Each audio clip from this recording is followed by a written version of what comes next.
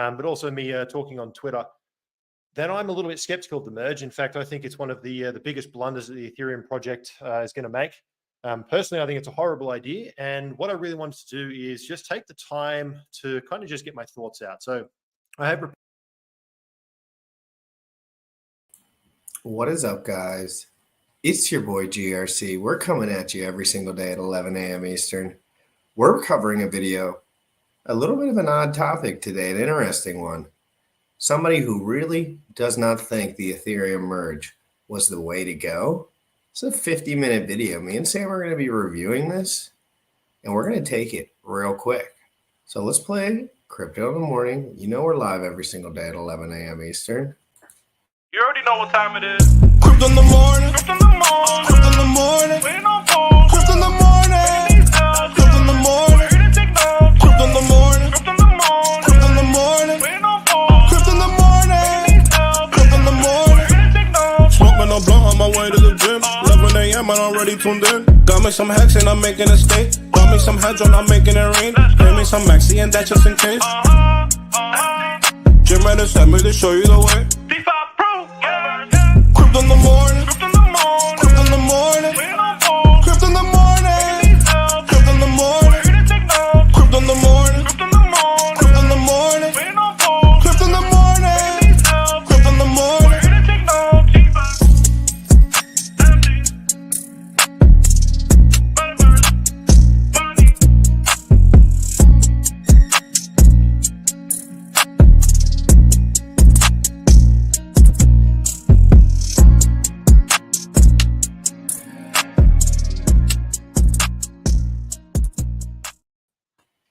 Good morning.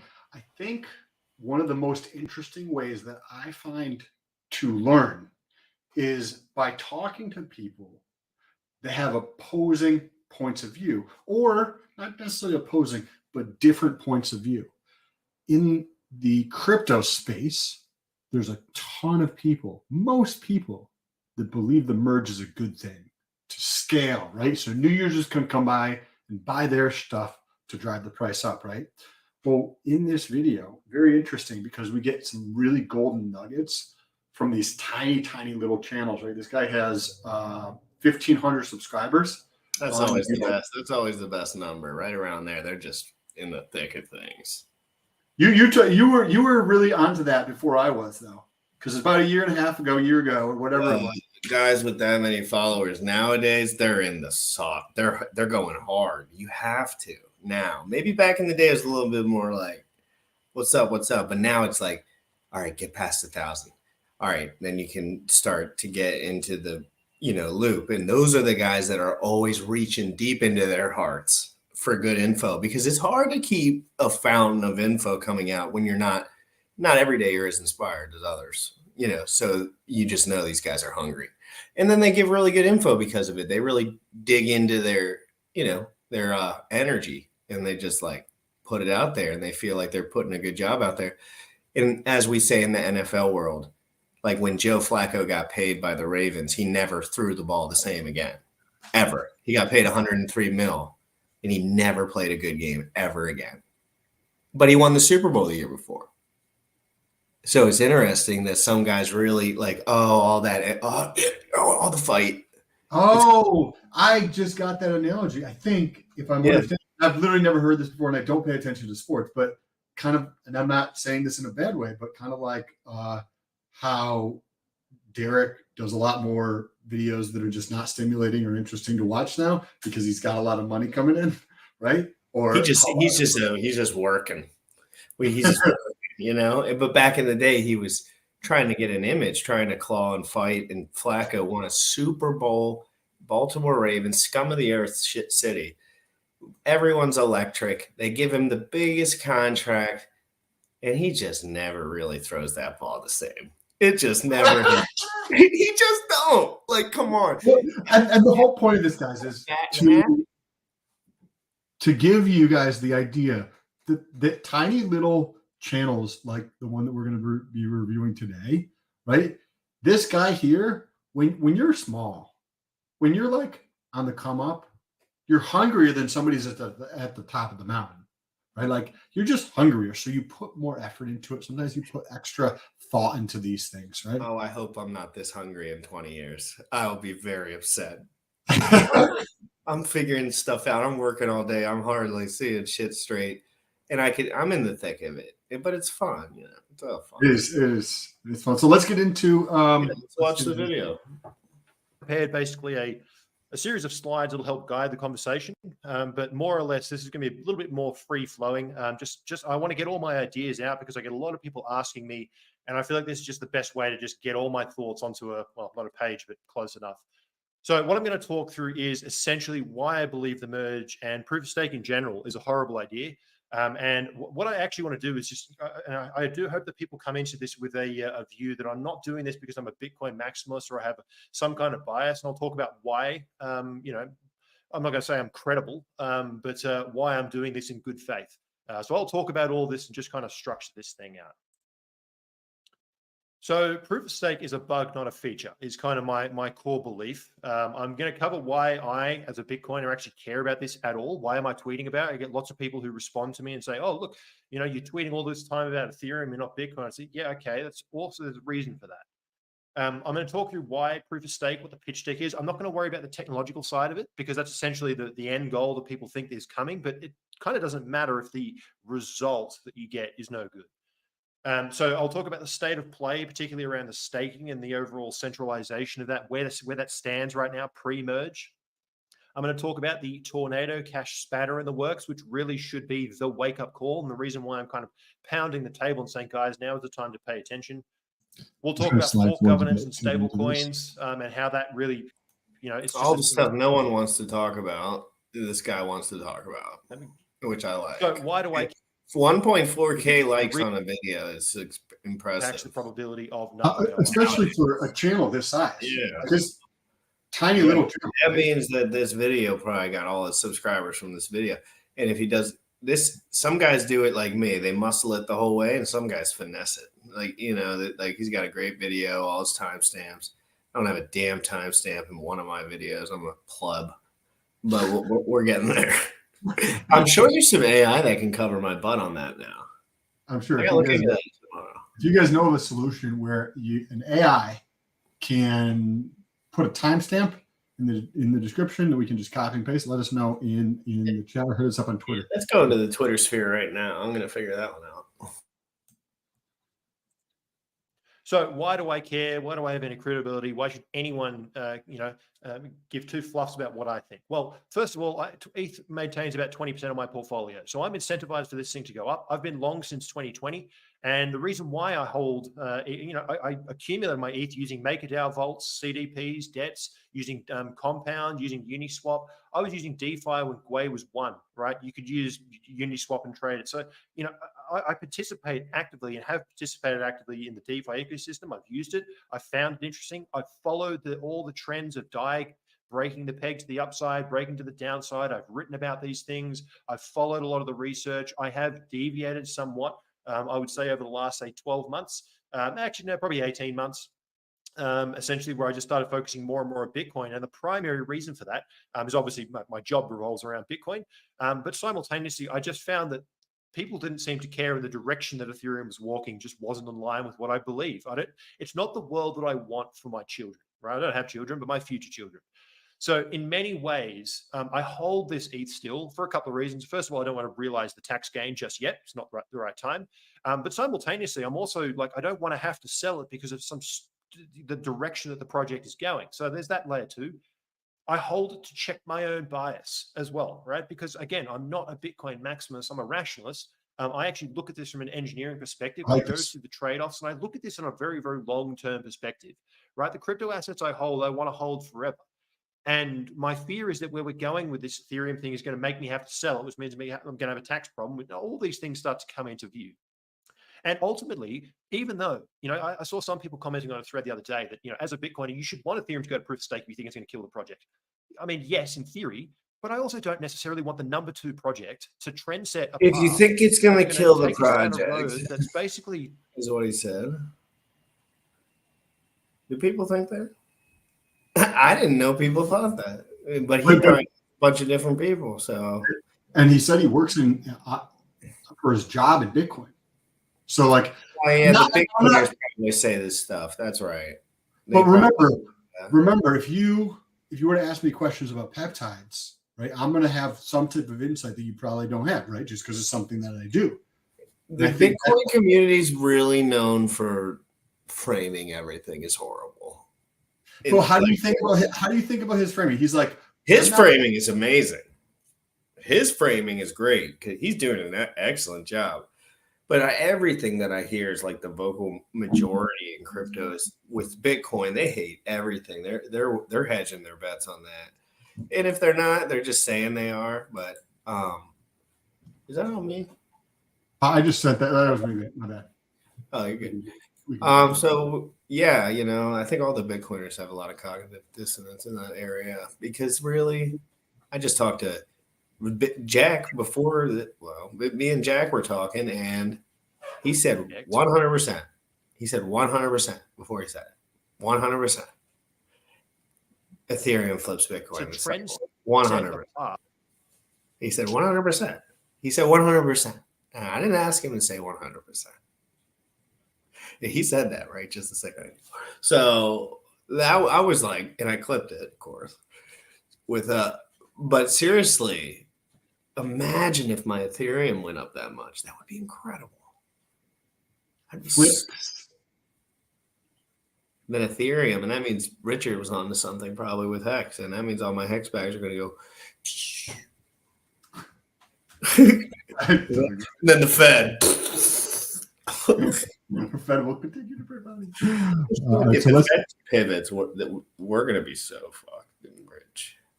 Oh, we're gonna be so rich. It is, bro. This is crazy. I don't know if I told you this yet, but I'm looking into a Bitcoin ATM. Bitcoin ATM. Oh, what, to like buy or rent one to like pay? Oh, that's cool. We were talking about testosterone in the.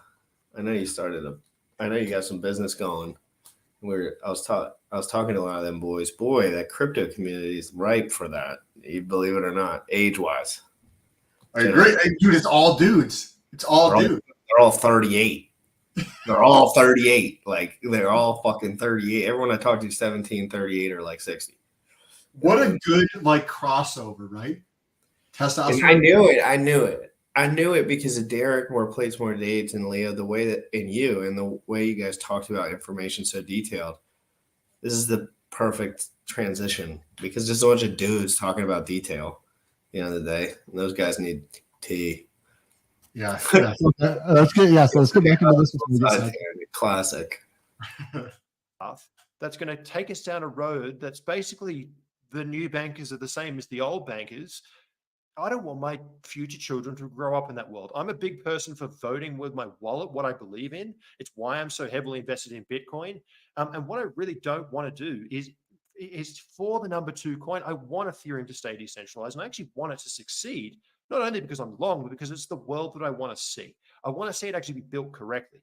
And unfortunately, this street is one way. Once you make this mistake with proof of stake, it's over. And I know there's a lot of claims to the opposite.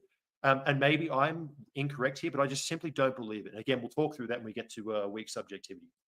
But anyway, that's my general position, and people can consider my credibility on this case however they want. I don't particularly care. What I kind of care about is where Ethereum goes, because that's really what matters. I'm just one voice, one cog, more or less irrelevant. But anyway, that's my general view.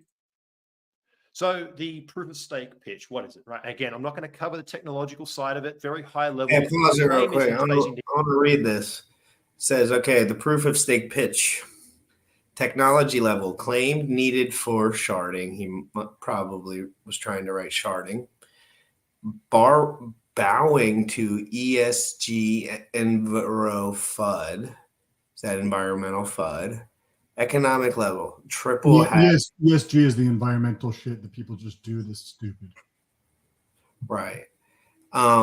Economic level, triple halving. We love that. Drop in issuance, lock up in stake, EIP 1559 burn, deflationary supply. So much on that bottom level. But again, there's some technical stuff I just can't really dive into at this moment. And he's talking really about that 10% that most people really wouldn't know the whole video, I'm sure. because we all know burn good, all that good, price up good, kind of. But so we'll keep it going. I like the little proof of stake pitch here. Need it for sharding. Now, even the most astute Ethereum maximalist has now come around on their website of ethereum.org. Proof of stake does not fix scalability, right? The gas fees will not come down when they go to proof of stake. Scalability and consensus mechanism are two orthogonal issues. They do not intersect with each other. The claim is that by building out proof of stake, you can then do sharding, and then that sharding can extract data and information out to sub layers. And essentially you're removing the burden from the consensus layer, which will eventually be scaling. Now, this is many, many, many, many years away, right? There's a whole layer here that I probably should touch on. I didn't think about this, but Ethereum doesn't have any advantages in a proof of stake world. It has no advantages over Solana or Avalanche. They've got all the lessons learned. They don't have the technical debt. They don't have to merge. They don't have all the smart contracts that exist on it. Like all these things that the competitors don't have. What actual benefit does Ethereum have in the short term, medium term, and even arguably long term in the proof of stake realm? I don't personally believe there's much. Well, pause it. And Users. It's fascinating in every single way. Right?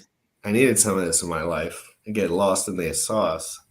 But what about the users? He never mentioned the users. The users are critical. How many stakes? How many, Aave? There's an Aave airdrop today for people that use Aave.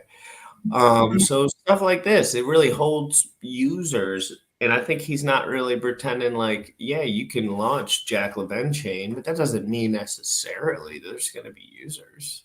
Correct. And it also doesn't take into consideration that the perception of the individual, right? So what I mean by that is your dad, your grandma, your aunt is not going to just get into like these weird chains that they've never heard of. They have a much higher likelihood of getting into the thing that they've heard of 1,000 times, right? Bitcoin or Ethereum. You've heard of those things a bazillion times. And it took fucking 10 years for that. Like, let's not get it twisted. It took a goddamn decade to get that cemented into people's heads. I saw Ethereum when I was 20 for the first time on someone's cell phone. And it was like, oh, it took me, 10 years to figure out everything. Although I didn't look for the first 9. And now I can look at the population and say, okay, well, none of these people know what the fuck's going on, certainly. So where are we at? Where are we at? What are they going to pick? If Ethereum and Elon merge, it's all about, there's a little fluff marketing involved too. But I think that brand of being number 2 for so long holds up. And I don't know. Well, let's see what his point is on the rest of this stuff. Yeah. The challenge is that, I just don't believe that they can't build more layers on top, whether it's roll-ups, whether it's all these things, and push that data off just the same way that you would with shards off the proof of work layer. I don't understand why you wouldn't just target something like that. Keep your roll-up centric roadmap and don't introduce this new risk. Anyway, that kind of sidetracking here, but the other one is that they're bowing down to this ESG environmental FUD, just at a very, very high level.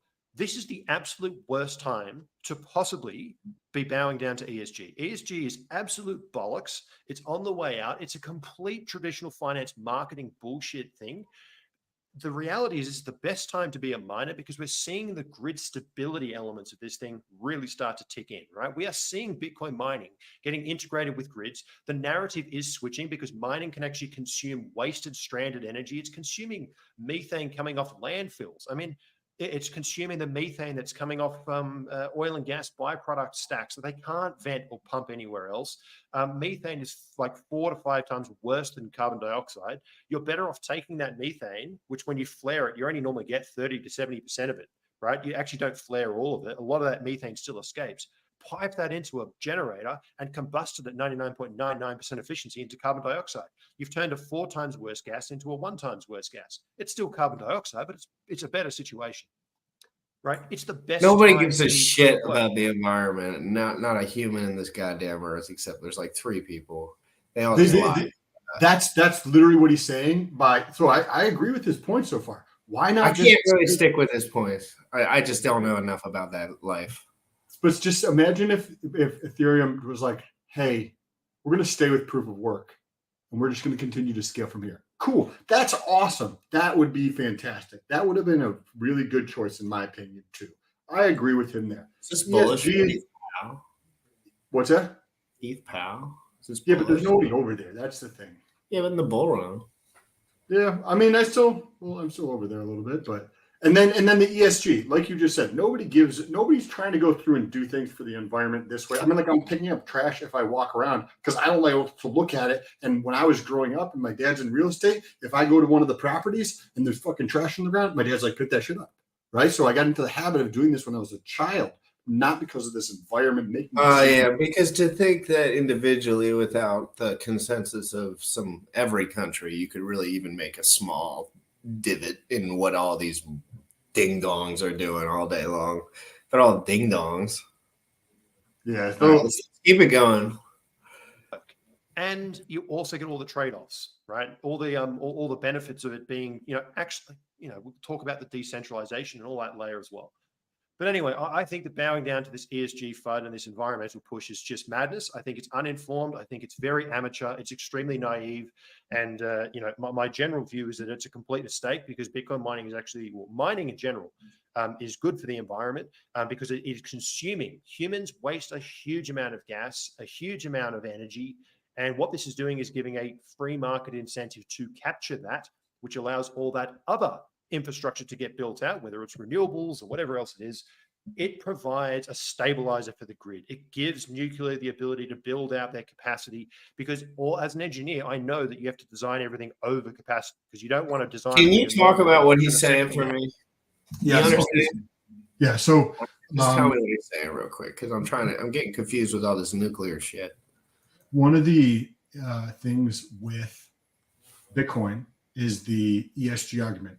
Think when you hear ESG, just think a garbage argument, right? About the environment, right? Okay. Mm-hmm. So when you think of Bitcoin, think of the ESG argument as the garbage environment or garbage argument around the environment. Now, what he is saying in regards to the environmental piece of switching from proof of work to proof of stake is that the benefits of Bitcoin, they actually use up extra energy that would be dead energy, like methane. So methane is like an off gas for like certain things like landfills, right? So it just shoots into the air or they'll burn it, right? Which is not necessarily great. So he's kind of just saying what we were saying before, like it's just like all of it will be used for that. And then also I bet he doesn't, I don't know if he's going to mention this, but like I went to a Bitcoin meetup and they have hot water tanks that also mine Bitcoin. So think about this, because your miner has heat, that heat heats up your water. Heat the house up. Correct. They also have it for that too. Now, do you think that's a good idea, right? Because then you can make money. That's an excellent idea. Yeah. And this is happening with Bitcoin. Hey, that's a great idea. I never even thought about that shit. I mean, I kind of probably did, but I got gas bills, all that shit. Fuck, I gotta, Oh, yes, you can do it. There are already people doing this. And that's his point. It's Bitcoin mining is a good thing because it uses up energy. Or do you think there's enough people to Bitcoin mine? Yes. I mean, Bitcoin is so much safer and decentralized than Ethereum is. Like so much safer. But let's. Well, I mean, as far as decentralized, yeah, for sure. Matt, safe, yeah, like it could safe as far as volatility. I guess not. That's not what you're talking about. You're talking about you ain't gonna lose your shit. Correct. Right. Like Bitcoin's been out the longest. It also has the most number of like nodes or validators. Most Bitcoin is traded on Ethereum. I agree. Which is interesting because maybe they should be doing a little more of this. I don't know. I'm just talking. But like I don't know I trade on Ethereum. If I was to, but it's been a while. But seriously, that's an interesting topic too. And then Ethereum's traded all over Binance. That's true. Yeah, correct. It's kind of crazy. I bet we'll see something interesting in this regards in the future. Like, because right now it's so dispersed. Something has to change where it makes it easier for users. I don't know what it is, but something has. I just talked to Jack about a layer 1 that uses Zen as its burning mechanism For like the Ethereum, right? Like it is. Yeah. That's interesting. It's getting gray. Yeah, ZenFT staking, the reflection token, ZenFT staking coming out next. So ZenFT staking, we worked through all that stuff today, so that was good. Cool. That's going to be good if you guys want. And he said he thinks Pulse Chain developers are excellent. He mentioned that too. Interesting. Yeah, that's cool though. That's good and bullish for the project though. For somebody with that caliber of understanding and nuance around those topics to say that about those people. He also said it wasn't bullish that Richard's calling everything a scam. So there's counter to that. Like he was kind of like, I'm not bullish because Richard called everything a scam, but I don't think he's under the impression Richard don't really care if people are building over there, kind of funneling it into Pulse Chain, PulseX. He said that, but he literally needs people. Yeah, I know. You don't want to think about it out loud. It's a little greedy to think about, but. All right, let's get back into this. Oh my god! 4% more capacity because of some kind of spike, your system shuts down. They always design these systems with overcapacity. Mining is a base load that can actually allow them to run at 100% of design capacity and scale down the Bitcoin mining or the Ethereum mining instantaneously when new demand flows in. But anyway, this is a whole nother topic. I think that the ESG thing is a complete waste of time. Now, there's the other pitch, which is the economics level, right? There's the triple halvening, the drop in issuance, the lockup of the stake, the EIP 15599 burn. There's the deflationary supply. All of these things are supposed to be good for ETH price. Great, right? That to me is actually the real reason why we have a problem is people are getting very greedy over the token issuance. And I'm going to talk about this in a second. And what are the trade-offs of this? I mean, essentially, complexity. I've spent a couple of days really, really deep diving on proof of stake. Proof of work, I can essentially explain in a handful of lines. And literally, the code is a couple of hundred lines. This is Vitalik's own words. The code of proof of work is a couple of hundred lines. The code of proof of stake is now over multiple hundreds of thousands of lines. So there is more. What? You hear that? No shit, really? That's it. That's sketchy, bro. That is sketchier than freaking Pearl Harbor. The more lines of code you have, the more complex and more vulnerable it is. Like that's one of the reasons why Hex is built the way it is. Can you rewind that and can I tweet that out real quick because that's hilarious. To me, is actually the real reason why we have a problem is people are getting very greedy over the token issuance, and I'm going to talk about this in a second. And what are the trade-offs of this? I mean, essentially, complexity. I've spent a couple of days really, really deep diving on proof of stake. Proof of work, I can essentially explain in a handful of lines. And literally, the code is a couple of hundred lines. This is Vitalik's own words. The code of proof of work is a couple of hundred lines. The code of proof of stake is now over multiple hundreds of thousands of lines. So there is more complexity. There's more stuff to break. And what they're really doing is replacing the I'm going to check, have you done the work? How right? many? How many? Couple hundreds of thousands. Hundreds of thousands. So under 1 million, over 100,000, yeah. Yeah. But like, I mean, if you have something very, very simple, it's much less likely to break. It's much less. One of the things that Tesla's doing is they're reducing the number of parts to simplify something. Ethereum's going in the opposite direction. I am really enjoying this guy's video. I am agreeing. I haven't not agreed with anything he said so far. And this is, I mean, it's interesting to hear these points of view in there, right? My favorite analogy for proof of work is imagine a guy that you've seen who goes to the gym, right? You can see that he's absolutely shredded. That's proof of work. I know that guy goes to the gym. I don't need to ask him. I can look at him and say, yeah, but you literally can't get into that shape unless you lift. Right? That's proof of work. I can see that it's real. Proof of stake, when the amount of complexity they have to introduce to remove just that very, very simple principle on the basis of ESG FUD is just madness to me. So you've introduced an enormous amount of complexity. Complexity is the enemy of security. There's a reason why the 2016 proof of stake has been. And we're in Pulse Chain. Right? What about Pulse Chain, Sam? Pulse Chain is this thing. Pulse Chain's 100,000 lines of code. Is this why Richard had a fucking shitstorm heart attack? Probably. Bro, we've been talking about this. I've told you I'm bullish on like Bitcoin, but I like proof of work. I like proof of work. I like the security of it. I like the decentralization of it. With proof of stake, you have that concentration of mining and ownership together, and that's not the case. That's not the case with proof of work. We did a whole video on this. So this is I like this. Complexity is on the ethereum.org website, so there shouldn't be really any contest here. As we'll discuss today, I believe that the other trade-off is that you're basically creating a regulatory capture. I believe that Ethereum can and probably will and potentially already has been captured by regulations and authorities, and that essentially gets cemented once you go to proof of stake. And this is a result of weak subjectivity. They literally introduce weak subjectivity. In proof of work, you literally check which chain has the longest, most accumulated work, and that's it. I've checked the guy at the gym. He's big. That's it. There's no debate.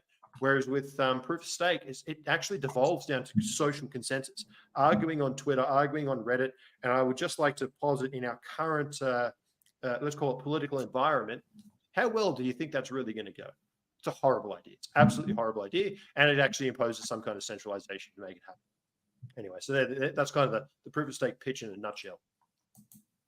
So effectively, the subjectivity, it's like you're seeing Sam on the screen. And now what if I was like, maybe looked slightly 3D? So it looked like Sam, but it was slightly 3D. Then you would be like, well, I'm pretty sure that's Sam, but maybe it's a 3D render of Sam, right? That's what effectively proof of stake is doing, is what he's referencing. Now, let me just start with the EIP 1559 problem, because this was, I believe, the first major blunder that the Ethereum community made. And the reason why it's a blunder, in my view, is that it's actually created a long-term social consensus problem, and one that I think is going to erode Ethereum's network effects. So essentially, I put this tweet out a long time ago, about a year ago, May 2021, that the prediction. EIP 1559 is in the process of converting Ethereum culture from focus on innovation to a focus on number go up. Just as Bitcoin tracking towards Bitcoin.tm, right, which is an epsilon theory claim, basically it's Wall Streetification, due to lack of fungibility, as will Ethereum overcorrect for years of poor value capture. So for years, Ethereum was gas, so to speak. And then EIP 1559 was kind of the genesis of the ultrasound money meme. It's going to be sound money and all this kind of stuff. I believe personally that you can either be hard sound money or Ethereum network gas. You can't be both, because you essentially are pricing out, by doing EIP 1559, you're essentially pricing out any kind of usage. The users basically get punished for using the network, and the holders get the benefit. And I'll explore this in a sec. But you can see here, here's Mr. Bankless Dave Hoffman saying, Bitcoin has created, they consider miners to be creating sell pressure. Well, yes, but as a Bitcoiner, I want that. I actually want the miners to be selling those coins, because it creates good dilution. It actually makes it an even playing field. It's required. And I put this question to Ethereum so many times, I'm yet to receive a good answer. If proof of work was useful for Ethereum's early years, all the benefits of having 60% of ETH today was from the pre-sale, right? So, and again, I'm not going to go into whether it's a pre-mine's good or bad. I don't really care. The market doesn't care. But all the benefits of diluting that initial stake, right, which is important, especially if you're going to proof of stake, all those benefits, why do they suddenly stop in 2022? And I'm yet to receive a good answer for that. Nobody has come to me and said, oh, actually, you know what, proof of stake. Is this making, are you following this? So with I have prior thoughts on all this money making thing. I don't think I don't know how much control Vitalik has anymore. That's what I'm worried about. I'm like, okay, there's no way Vitalik is doing this only so the price will go up. If it was just him, because he ain't doing it. That's not why he would be doing it. He would be doing it to scale to everyone, because he thinks that's the only way. And what do you have to do to scale everybody? Everybody needs a part of it, right? Everybody needs to be involved, right? Okay. You need proto-dang sharding. And to be involved, by implementing EIP 1559, you decrease the number of people involved, right? Because you're reducing how much the miners are getting. Miners are able to get the inflation. Now miners are not able to get inflation. Only validators are able to get inflation. And who can be a validator? People who already have Ethereum. So what ends up happening in the Ethereum network as we go into the future? It becomes more centralized, not more decentralized. What about the forks that have already occurred that are popular and cheap? Like what about them? Like they're not going to have a problem scaling. What do you mean? Like what forks? Like Polygon, like the ones people use for stuff. Isn't Polygon just like part of Ethereum? Like built on That's top what of I'm saying though. But they forked all. Ethereum has gone on with all their updates, and I don't know exactly how they follow the track. And I feel like just like Binance, like they just forked it, and then it is what it is. And but there isn't Polygon already proof of stake? I don't know. I've never used it. To be honest, I've never looked over there. Yeah. That's where the Cold DAO stuff goes on in Revolt. I think that it's possible that some of this stuff with we understand what's happening with EVs right now. Like I own a Tesla because the experiences were better. EV. But an EV electronic vehicle. But at the same time, I completely understand. Like the government literally just passed a bill that said by 2026, every vehicle produced that's gas or electric needs to have a kill switch, meaning they can shut it off. Yes. And are you kidding me? Just passed. So you're going to try to funnel everyone into electric cars. So the combustion engine is like a freedom fighter now. Yep. And but that's what's happening. That's what's happening with Bitcoin. So be aware of what's going on. That the dynamics shifting here. The dynamics shifting ever so subtly, and you don't notice that. You don't notice. Stop. How does it stop? It's not going to, because Ethereum is going to be more centralized.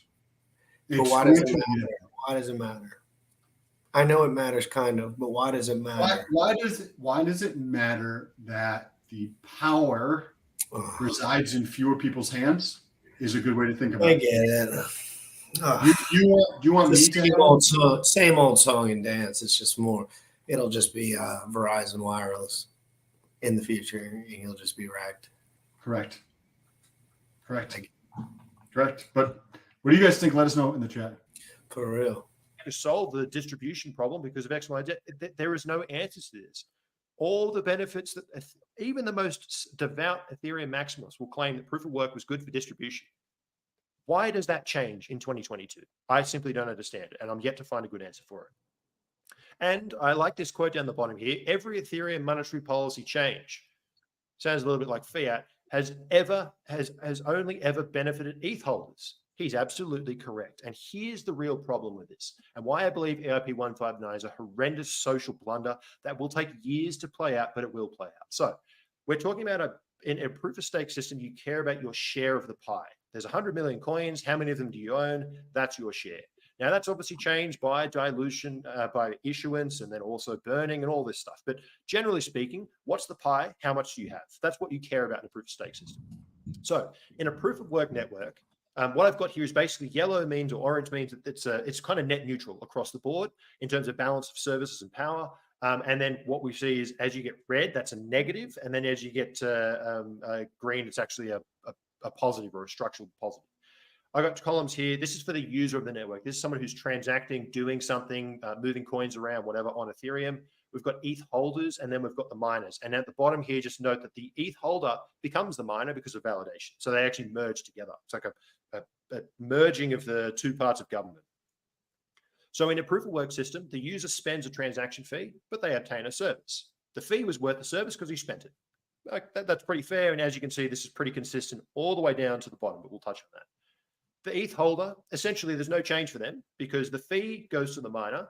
The miner earns the issuance and the fee, but they've also burnt the power in order to obtain these two things. Now, the more fees that get spent, the more power gets burnt, right? This is literally what proof of work does. So therefore, the miner has to basically sell with a little bit of profit margin, but they basically have to mine and sell the issuance and most of the fee, right? We typically see about 90%, typical 10% profit margin in good conditions.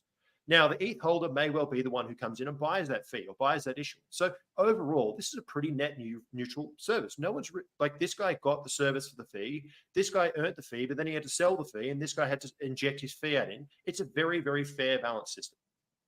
Now, we're currently in the situation where we have proof of work and DIP 1559. So the user's in the same situation. Now, the miner gets less of the fee, right? So their power situation is actually a little bit worse off, but they get a little bit of a tip. So you could maybe argue, maybe this shouldn't be red, maybe this should be yellow, but basically there's been some stripping of value from the miner. Now that has gone to the ETH holder. Okay, so this is kind of the first sign of a bit of a shift in the balance of stake. There's more benefit to being an ETH holder. And if you're a user, you have now actually diluted yourself just a little bit, the amount of that fee. You have now diluted yourself out of the system. Your share is smaller. Yes, you got a service for it, but overall, someone else just kind of. Sam, can you pause it? Wow, I this is tweeted, really good. I know, I wasn't paying attention, so we should rewind it just a minute. This is really good. I will listen to it, but I got to ask. After we go back and listen to this, let's listen to it real quick, and then I'll ask you my question. Okay.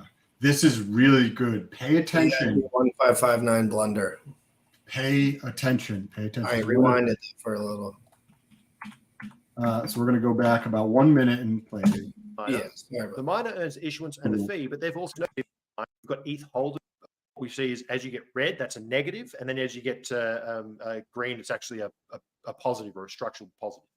I got columns here. This is for the user of the network. This is someone who's transacting, doing something, moving coins around, whatever, on Ethereum. We've got ETH holders, and then we've got the miners. And at the bottom here, just note that the ETH holder becomes the miner. So is this making sense? So we've got the Ethereum user, the Ethereum holders, people who hold Ethereum, and the miners, right? We use Ethereum. We don't necessarily hold a lot of Ethereum. There's other people who just hold Ethereum, right? And then you have people who are miners. So this is proof of work on the left-hand side. This is proof of work plus EIP, right? That's how it was for a little while, EIP 1559. And then the bottom here is, if I shut captions off, is proof of stake plus EIP 1559. And pay attention to this because this is where it gets very interesting. And you get to clearly see why this is an issue, what I was saying a little bit earlier. Because of validation. So they actually merge together. It's like a merging of the two parts of government. So in a proof of work system, the user spends a transaction fee, but they obtain a service. The fee was worth the service because he spent it. That's pretty fair. And as you can see, this is pretty consistent all the way down to the bottom, but we'll touch on that. The ETH holder, essentially, there's no change for them because the fee goes to the miner. The miner earns issuance and the fee, but they've also burnt the power in order to obtain these two things. Now, the more fees that get spent, the more power gets burnt, right? This is literally what proof of work does. So therefore, the miner has to basically sell, with a little bit of profit margin, but they basically have to mine and sell the issuance and most of the fee, right? We typically see about 90%, typical 10% profit margin in good conditions. Now, the ETH holder may well be the one who comes in and buys that fee or buys that issuance. So overall, this is a pretty net neutral service. No one's like, this guy got the service for the fee. This guy earned the fee. So is that you follow that for the top line for proof of work? Mm-hmm. Okay. Now, when you add on EIP 1559, things change and you get to see more complex. And it's a transfer of power. It's a transfer of power. Because users need to run 3 pieces of software. But also let him get into it. Fee, but then he had to sell the fee, and this guy had to inject his fiat in. It's a very, very fair balance system. Now, we're currently in the situation where we have proof of work and DIP 1559. So the user's in the same situation. Now, the miner gets less of the fee, right? So their power situation is actually a little bit worse off, but they get a little bit of a tip. So you could maybe argue, maybe this shouldn't be red, maybe this should be yellow, but basically there's been some stripping of value from the miner. Now that has gone to the ETH holder. Okay, so this is kind of the first sign of a bit of a shift in the balance of stake. There's more benefit to being an ETH holder. And if you're a user, you have now actually diluted yourself just a little bit, the amount of that fee. You have now diluted yourself out of the system. Your share is smaller. Yes, you got a service for it, But overall, someone else just kind of got your fee burn in the proof of work model. Here, you've actually uplifted the guy who did nothing and added no value because they're. So does that make sense? So now when you have proof of work plus EIP 1559, which reduced the amount of issuance involved, you end up having to, you're diluting yourself out of the pool if you do something, what he's saying, by a marginal amount, because what happens is it's not getting distributed out to new people. What's happening is it's getting burnt, and it's benefiting the current holders, not new users. It's getting more centralized in this case here. And the same thing with the miner. The miner is getting less. The people who are really benefiting by 1559 is Ethereum holders. So why are they doing this? Stake is for the fake argument of ESG, the environmental shit. Oh, they're actually, you think they're doing that? So it has nothing to do with scaling in your eyes?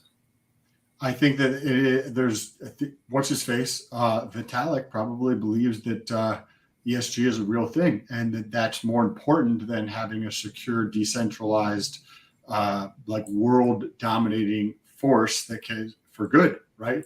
Having price go up and having it be structured in a way that increases centralization, he thinks is a good idea for whatever reason. Clearly, it's the choice he chose to make.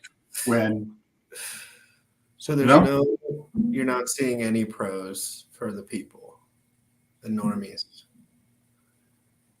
I like what he said. Why don't you stay with proof of work and you scale proof of work? Why not do that? I don't know.